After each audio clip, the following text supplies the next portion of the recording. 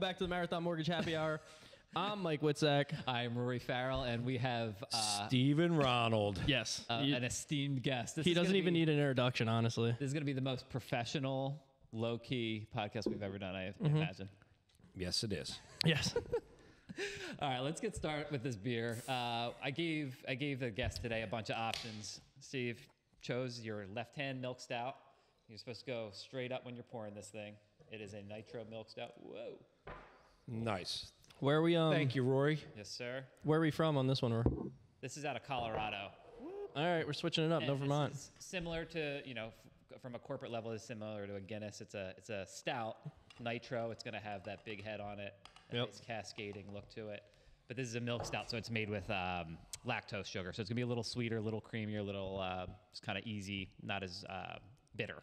That doesn't have as much coffee. All right. So, let's see. Creamy and sweet is always good. Yes. Yes, it is. Super smooth with soft roastiness and mocha notes. Nice. There you go. No, I like it. 6%. And this is, shout out to Kelly, my wife, is her favorite stout. There you go. Beautiful. Cheers. Happy Friday. Thank you for Cheers. coming Happy on. Fridays. Thank you. Whoop. There we go. All right. This is a perfect day for one of these, too. It's a little rainy, a little Yeah. cloudy, a little cold. It's good beer. Good beer. Yeah. So, Steve, I guess the way we do these podcasts is when it's just us, we typically just talk about, mortgage-related topics, what's going on in the industry, whatnot. But when we have guests on, we like to hear their backstory, what's going on with them, what are they doing new this year, kind of all of that stuff. So I guess, how did you get started in real estate? Is this your first career? Were you in something else before this? Like, what's that story like? So this is not my first career. I actually, when I got out of college, I was selling copiers, and In the bad parts of Philly. In I some remember the story correctly. extremely risque parts of Philadelphia. Where at? Kensington. K&A and Land or Rising Bull or Rising Sun? Rising Sun, Kensington. Graduated over to Alany. Yeah. Classic. Yeah, you're right there. Port Richmond, Fishtown, all those fun areas back then. Yeah, well, Fishtown was not as bad, but down towards Alany. I mean, I remember getting out of my car one day. A partner of mine, we would team cold call in those rough neighborhoods in the morning. And I remember getting out of the car and knocking on a guy's business. And I asked him, I said, hey, do you think I could park my car here and walk down to those businesses down there and cold call? And he looked me flat out in the eyes, Mike, and he said, I don't know, son, tell me something. Do you like life? And I said, yes. And no, mind you, I was 22, 23 years old. And he looked back at me and said, well, then, son, I wouldn't do that if I were you. So I saw. At least he was honest. He was extremely honest, and I saw just about everything you could imagine. And that was back in the 90s. I saw kids pushing cars down Kensington Avenue Kensington Avenue underneath the L. Yep. That were literally just cutouts. So that's where I started. I ended up in education for a while, and then just basically jumping over to real estate after that, and that was about 10 years ago. Did you teach or? I did. I taught history for a while. I was going to ask if you taught history. Fair enough. I We'll have to did. talk after the podcast. Yeah. Yes. History That's nerds. awesome. Yeah, I'm a big That's a whole history guy. separate podcast. Yeah, but anyway, with that being said, so then now, how long have you been doing real estate for? So I've been doing real estate since about 2017, 2016 in that area. Okay, and did you start with Jeff, or did you start with another team and got with Jeff? Or? I started with Jeff, Nice, been here ever since. and I've been with Jeff ever since. Loyalty. It's good. I'm definitely a loyal guy, and I see great visions with Jeff and what he's building with OCF. Yeah, no, I mean, you guys are going. We were just talking about that with Jackie, but I mean, there's like a huge transition phase here, and as tough as it is, there's a lot of exciting things to come out of this. I mean, I hear whispers in the office because Tom and Rory are kind of down here, and I hear what they're talking about. It's going to be huge, so very excited to see it. It's extremely exciting. I've been through the different changes with Silva Team, the collective, and now over to strictly OCF. I think when I started, I know when I started was like 16, 17, and that's when you guys were in that Conchi building, and I think it was like on that 6th floor. I think that's where I originally met you. So like, That's where we hit it off. yeah, we This talked guy about and I connected. surfer, Surfing. like all that stuff. So we been to the same, I think Costa Rica and stuff you've been, like we've been to the Brazil. same. I was in Brazil. You were in Costa. Yeah. But from the get-go, I walked in, I go, oh, wait until you meet Steve. Hold on a second. Wait, we got to get him on. We got to let him ramble, let him tell stories. I love it. He's a firecracker. So two industry, we're always interested in like where you came from and how that kind of relates to what you're doing now. Sales, obviously. Yes. And working with kids. Yes. Children. People who need to be managed a little bit, need to be high school kids. Yeah. Too. I think those are two careers that probably lend itself to being successful at what you're doing now in real estate, because it's a lot of people person, a lot of teaching, a lot of education, and kind of walking people through processes, steps to getting to where they need to be, on top of the sales part of it. Absolutely. I mean, everything's a process. I mean, we're all human, right? So whether it's sales, coaching, I coached baseball for a number of years, teaching, we're all human. We all need direction. We're all being sold something, right? Whether it's history books, whether it's being sold copiers. In the hood. Or in the hood. I mean, I have another brother that still sells, they're not copiers anymore, obviously. It's the dynamics of the copier industry has changed relatively. I mean, it was a dinosaur when I was there. And now they're selling, these network machines that do everything except, I don't even want to get into what I would say. But they do everything. I mean, they literally do everything. So, when we look at education and we look at, sales, we're just selling a product, and we're selling ourselves. And that's just everything in life, right? If we can get somebody to believe in what we're doing, then we are almost more or less conquering the outlook of everything. Yeah, very similar business. I always say to people, it's not hard to get your mortgage license. It's probably not hard to get your real estate license. What's really hard to do is to be good at it and to treat people correctly and to educate people throughout the process. And that, it's much more of a people thing, selling yourself. Absolutely. Rather than whatever that product might be. Because generally, in our industry, rates are generally the same. Fees are generally the same. But it's where's your customer service? Where's your follow up? Where's your communication? How do you make someone buying a $500,000 house feel comfortable spending that kind of money? Yeah. And confident that they're making the right decision, and that comes from your people skills. It's all about relationship building, right? And you said it perfectly. It's trust. Yeah, it's all trust. Yeah. Which takes a long time. Which is why we started this podcast. Partially is like so much of our business. When you guys go out and you do buyer consults and buyer transactions, so you're going out with these people every single weekend, showing them houses. You're spending time in the car. We don't meet our clients until settlement day a lot of times, and if you show up at settlement, a lot of loan officers don't. So what my goal with this podcast was get in front of them, have them get to know us, have it be very casual, have them get to know who we are outside of the mortgage world as well, just because there's so many times where people just don't even we have no face to the name. We're just behind the scenes. So hopefully that's what this podcast is doing, getting people out, recognizing us and getting to know us, and while we can also bring on realtors and appraisers, all sorts of people. It's a great idea.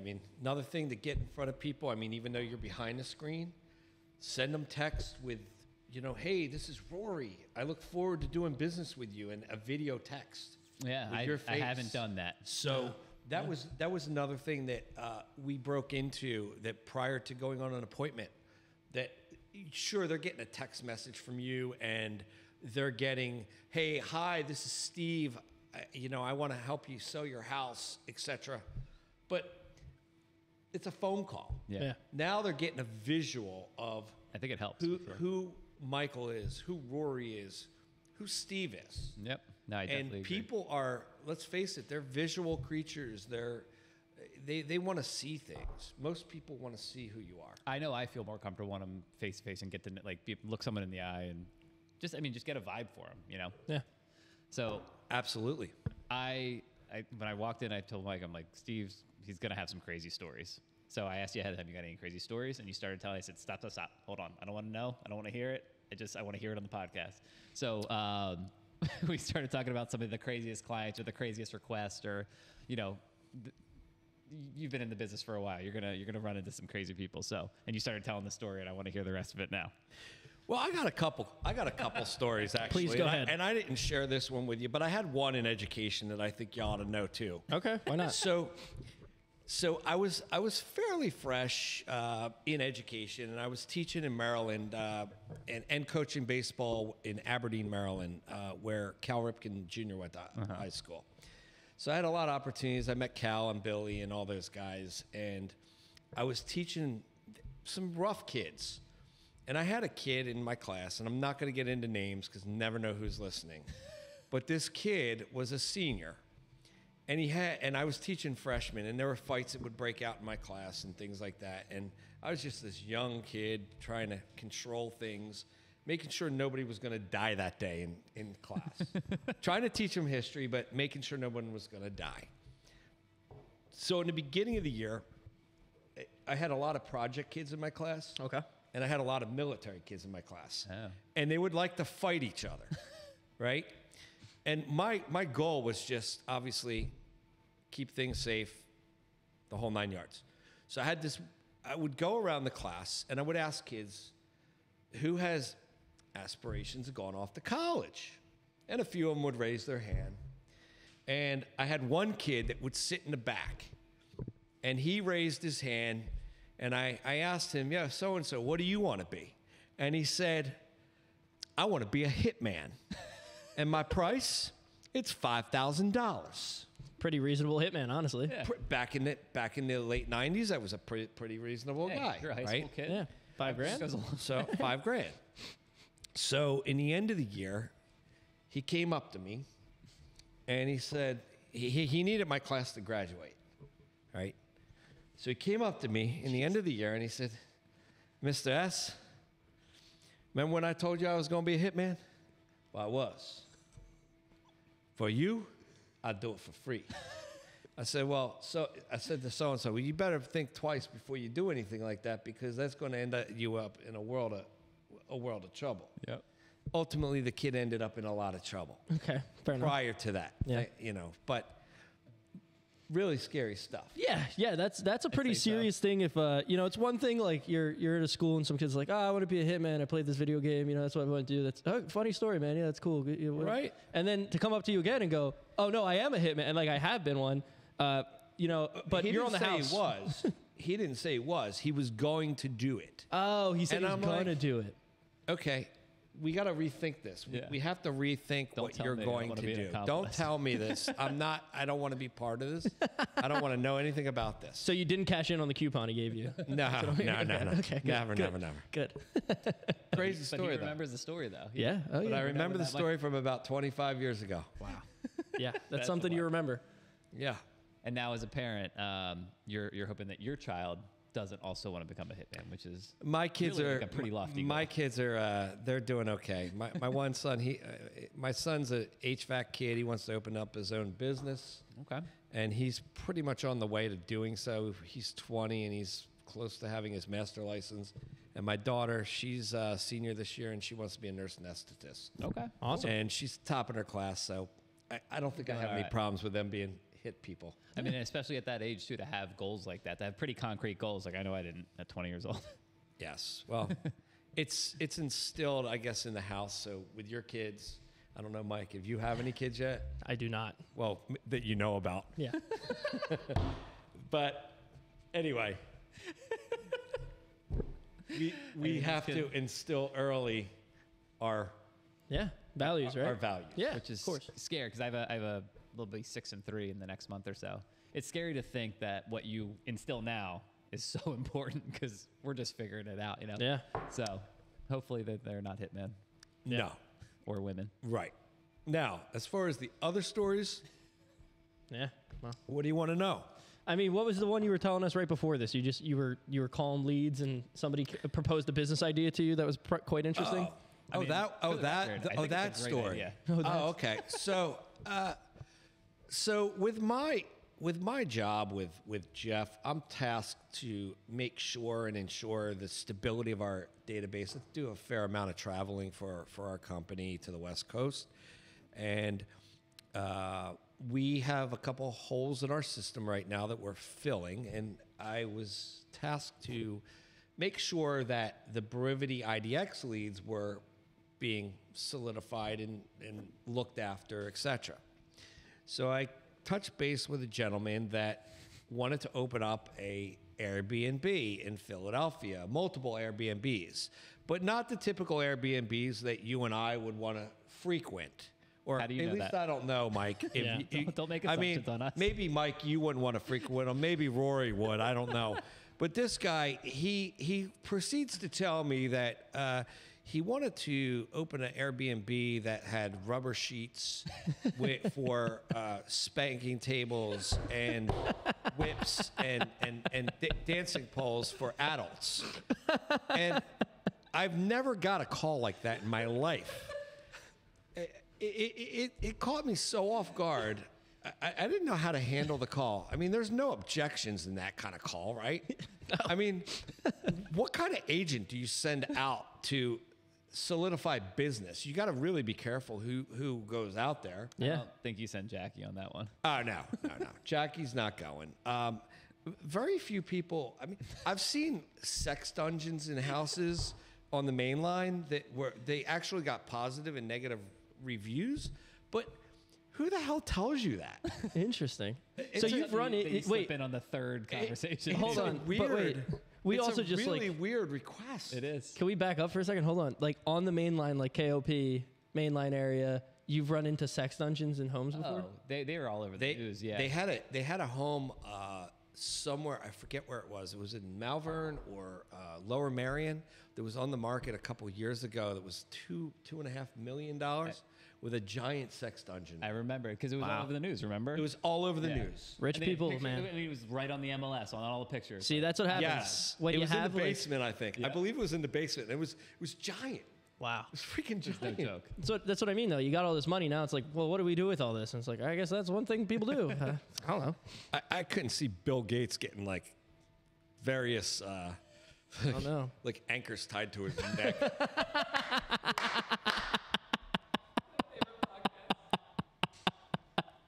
I mean, he was on that list. He was on Hey, the list. he was at the Epstein house he in was. the Epstein Island, so man. who knows? I might have to cut this and put half of it on Patreon. Yeah. We're gonna have to charge for this one. But I want some proceeds. Okay. Yeah. But the can have reality all the is, proceeds. when we start to think about these things, what people are doing, they're calling me up and requesting these things. Oh boy, I don't know. My mind just doesn't go there. Sorry, guys. Well, I'll bring it back to a more wholesome place. You said it's a people business. It's about Yes. connecting with people and Yes. taking care of their needs and making them Absolutely. feel comfortable. And there's a lot of different people out there, so you gotta Yes, give you deal, everyone a chance to be a homeowner. correct. You deal with Was some that a really good bow on that? Yeah, you deal with some really, really good people, obviously, then some real strange ones. But for the most part, you're dealing with just typical average Joes that want to buy, first-time home buyers, up to people that that want to buy, beautiful homes in Margate. And the greatest thing is you never want to turn away anyone. You could have somebody that's looking for a $50,000 investment property that ultimately turns into millions and millions and millions of dollars of residual value because that one property they were looking for just as,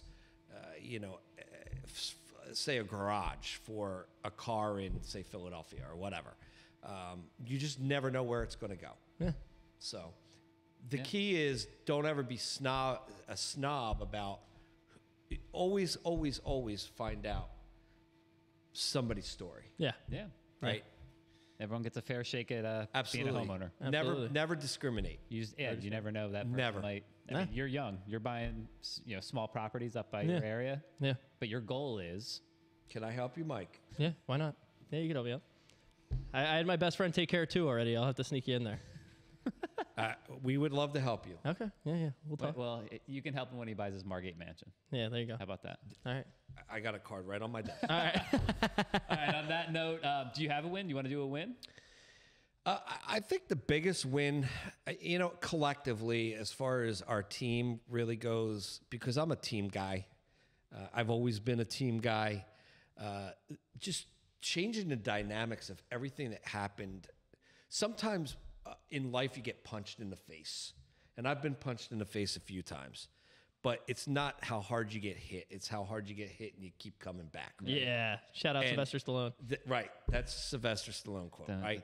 But the reality is this team has been divided between our PA and our Jersey side now. We have great agents now on the PA side that is now they're picking up. We're moving forward. Jeff's doing a phenomenal job here. He's working tirelessly Saturdays and Sundays to put everything together to right the ship, and I see amazing things coming out. So shout out to everybody on this team that's really moving this forward in the spring market. It's exciting to listen to and watch and see, and not only that, shout out to the lenders. Marathon Mortgage, great job. I'm really happy with Rory and Tom and everything that they have always done for us. Yeah. And I appreciate it. Awesome. We're a team. Yeah. Amen to that. So. All right. It's a good ending. Yeah. It's a great ending. All right, Steve. Cheers to that. Thank you so much for Thanks, coming on. Steve. That was a lot of fun. Hey, thank you. I had a great awesome. time. Have a great day. Yeah. All right. It's hard to find your love that